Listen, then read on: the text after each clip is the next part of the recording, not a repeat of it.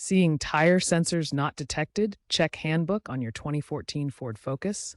This usually means your tire pressure monitoring system needs a relearn. Your car uses an indirect TPMS, relying on ABS sensors to estimate tire pressure. Since the 2014 Ford Focus uses an indirect TPMS system, there are no physical sensors inside the tires. The message appears when the system loses sync, often after tire rotations, replacements, or a battery change. To fix the TPMS error on your 2014 Ford Focus, start by performing a TPMS Relearn procedure.